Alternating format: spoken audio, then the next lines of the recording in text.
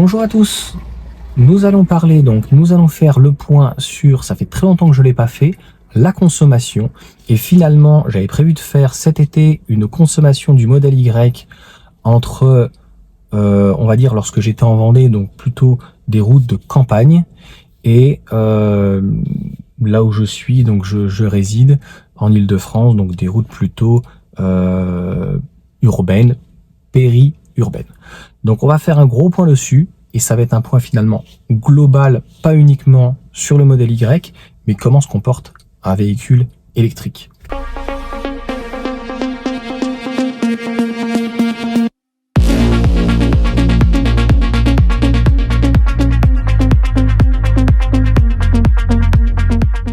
Tout d'abord, il faut comprendre que un véhicule, par exemple thermique, je te donne un exemple de la Laguna à l'éthanol que j'avais, même s'il y a une augmentation de près de 20%, voire 25% de la consommation, ça peut aller jusqu'à 30% par rapport à du 95, 98, 95 E10, ça se comporte de la même manière. Moi, ma consommation, c'était 9 litres national stabilisé, 9 litres lorsque j'allais, donc pour le coup, j'étais en Vendée parce que je n'avais pas de feu, parce que le moteur avait le temps de chauffer et donc j'avais pas une réelle surconsommation par rapport au centre-ville. Et entre 11 à 12 litres en centre-ville, si on peut dire, lorsque j'emmenais par exemple mes enfants le matin, j'étais à 11-12 litres. Et 11-12 litres pareil, lorsque j'étais sur autoroute, pas 110, mais plutôt voilà les autoroutes à 130. Donc voilà la physionomie des choses. Comme tu le sais, la voiture électrique, on reprend tout. 90, tu commences à consommer, 110, 130, plus on accélère, plus on consomme, plus on prend le vent, plus on a une pénétration dans l'air qui est compliquée, plus le moteur donc est obligé d'accélérer, de forcer. Et la question moi que je m'étais posée, c'est est-ce que finalement, modèle Y, mais finalement un autre véhicule va se comporter de la même manière quand je suis donc en Vendée, le fait de ne pas avoir de feu, le fait d'être plus souple, eh bien j'ai été étonné, c'est non. Et concrètement, on va dire que je suis aux alentours des 12 kW, tu vois, je suis dans le véhicule, là il me dit 10 sur les 3 km, 13 sur la charge, et je crois que je suis sur les 5000 km, 13. Mais on va dire environ 12. Et en Vendée, je me suis dit que c'était pas si intéressant au départ donc de faire ça, puisque j'ai vite constaté que j'étais plutôt aux alentours des 14, donc plus de 10%, à peu près 2 kW aux 100 km de consommé. Et ça s'explique finalement de la manière suivante, c'est que même si on est en centre-ville avec une voiture électrique, la régénération, surtout sur une Tesla, est tellement importante que tu ne perds pas au niveau des feux.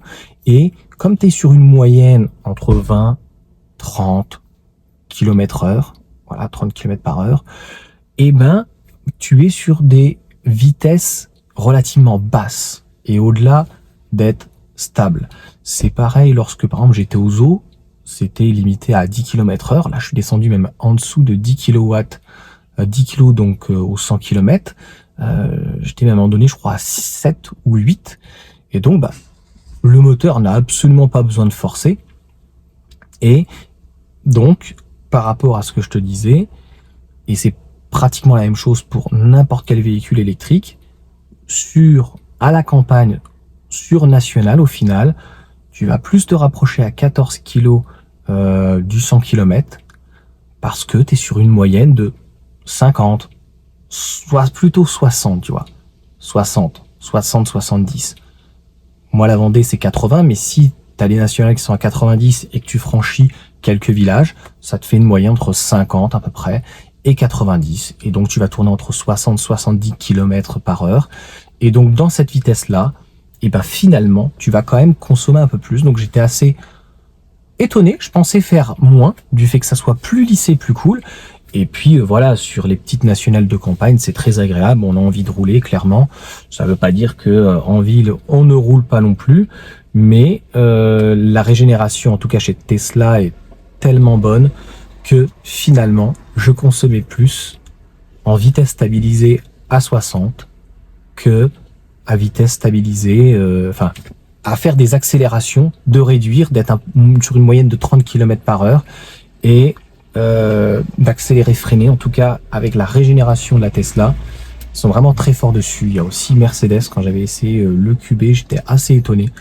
La Mégane est un petit peu moins performante, donc perdrait un petit peu moins dans ce système-là, mais elle aura la même problématique, qui est que finalement, plus tu vas aller vite, et plus tu vas consommer. C'est plutôt la leçon de la morale. Donc le titre, je verrai comment je vais l'intituler, mais j'avais prévu, je te dis donc, pour conclure, et initialement, de faire un spécial consommation ville périurbain, consommation à la campagne, et bah tu vois, ça a été un petit peu inattendu, et donc je vais changer de fusil d'épaule, et je voulais quand même en parler parce que c'était important, et c'est la vitesse à laquelle, par rapport à la consommation, qui essentiellement va compter. Bien sûr que sur l'autoroute, il y a encore plus de paramètres. Il va y avoir le vent, il va y avoir s'il pleut, voilà, si tu te prends le vent, est-ce qu'il y a beaucoup de vent, est-ce que tu te prends le vent de face.